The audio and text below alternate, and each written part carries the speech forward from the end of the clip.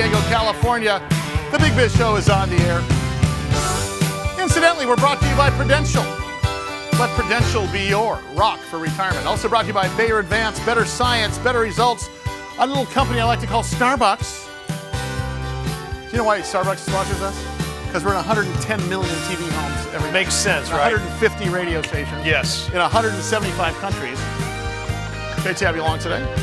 Bloomin' Brands and their fine family of restaurants, including authentic Australian food by Outback Steakhouse. It's the greatest in the world. Well, you drive down the roads, the outback roads of Australia, and you see bloomin' onions everywhere on the side of the road because it's authentic. There goes that sponsor. First Wave Biopharma, Northwest Biotherapeutics. Thank you, friends. Appreciate that. Yeah. What am I going to say? I'm just saying. It's normally It's calling balls and strikes here. It's authentic Australian food. Do you know any other Australian restaurants? I do not. All right. Springtime. Then good day. Do they normally bloom in the springtime? I think they do. They are. They're a bloomin' onion, they're called. Love it. Have you ever had a bloomin' onion? When's the last? No, excuse me. What am I thinking? When is the last time you had a bloomin' onion? What time is it? Yeah, exactly. Are we talking minutes or seconds? Well, you know, you're a family man. You got kids and stuff. You go Outback Steakhouse to go to. My son's a culinary kid. He loves the kitchen. He made. He's a head fry cook at Jack in the Box. Perfect. All right, good. He made his own bloomin' onion one time. Wasn't too bad. I think every time a parent says that, you have to add the line, so he's got that going for him. Isn't that how it works? Say hello to the Day Trader Trio who has been doing their fine work today. Give me a blam. Give me a blam. There you go. Little DTT. That's why we got the statues. That's why the Emmys are in tow. Because, hey, listen, one of the best things about this program is when our television audience, emails incessantly and blows up our executive producer's email. Greg Todoroff gets emails all the time begging to come on the air. Mostly clothing sponsors for you. But publicly traded companies. And of course, we talk to authors and actors and sports guys and everything else. And every once in a while, I get to talk to a CEO of a public company.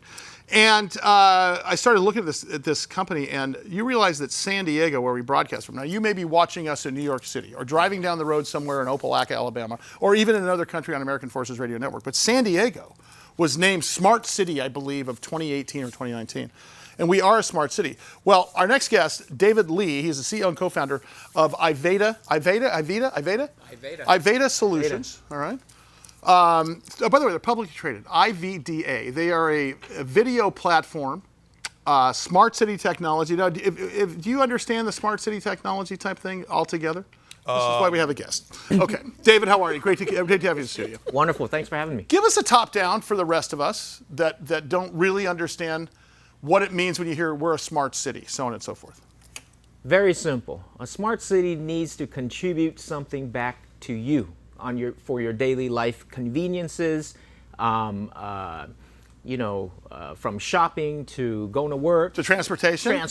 City services? Yeah, just right? Wake up from your coffee maker before you leave the house. A smart city should manage your power, your utility, right? And at the end of the day, that's going to save us all money as consumers, correct? Money and time. And time. Money and time, yeah. And now there's this thing that we bring into it called artificial intelligence, right? And right. It's not just the traffic light camera. It's gotten much more robust than that. Talk about how AI integrates into a smart city platform. Let's talk about what you guys do there. Artificial intelligence adds to many verticals and different types of businesses. But in our world of a smart city, we add intelligence to augment where there's less human beings, right? Or there's more staff required, but I'm all for less human beings, especially in my space. I swing a dead cat, I don't want to see anybody. You know what I'm saying? I would less human, but it's true because we're talking about inefficiencies. I was just talking to my publisher today about people really only chasing two things: more time and more money. And basically more time sometimes begets more money, correct? And that's the idea with municipalities, correct? Yes. I want to talk about how AI is changing municipalities, governments, infrastructure, because we're going to have to get used to a different way of communicating, a different way of getting from point A to point B, and a different way from dealing with some of the stuff that we're used to being on hold for 60 minutes to try to figure out, because some of these city services and some of these just things we take for granted can be much more efficient, but there's going to be this off-ramp, on-ramp period, right? Like the ugly stage, right? The adolescent stage. Talk about it a little bit. Speaking of off-ramp, on-ramp, a great example of AI is this, something we're all familiar with, right? Take the American Amber Alert system. Yeah. We drive around town and we see a big old sign that says, hey, blue Honda Accord, XYC license plate, da-da-da. Frankly, we're still driving. Yeah, right? right. And that blue Honda Accord is gone. If you can imagine where AI comes into play to our local municipalities, it's awesome. Iveda right now can take any video feed, any city, old or new, anywhere in the world, in less than 2 minutes, added to a system. Local agencies can now find the blue Honda Accord, XYZ license plate, on any existing major corridor camera, freeway or well, and a great example of this in less than 2 seconds. Imagine if we had that technology during the Boston Marathon bombing, right? Oh, now they used corner cameras to sort of identify stuff, but that was very prehistoric compared to what we have now. I mean, what solves here is that further damage that's been done, and you've seen some of these shootings that have happened in the past week and such. We're not talking about invasions of privacy here. We're talking about a net of protection, right? Yeah, I think so too. By the way, there was an Amber Alert about 3 days ago that said Costa's wearing a brown shirt with babies. It stopped traffic from here to Kansas, just because they didn't want to see it. They thought it was at the next exit. It short-circuited his platform. Now, what we just talked about, I know I've got audience members right now, and people are going to say, "Oh my God, this is an invasion of my privacy. They're Big Brother's watching," so on and so forth. And I think that's a misconception, isn't it? It is a big misconception. Frankly, no agency, no organization has the time to be nosy, to be looking at anybody. It's a criteria where in time of need for a search, it is search technology, not spy technology, So, frankly, it saves people time, and nobody has time to go out there and spend time watching video, So in our world, we're saying there's no need to watch. So no one's out there watching anything.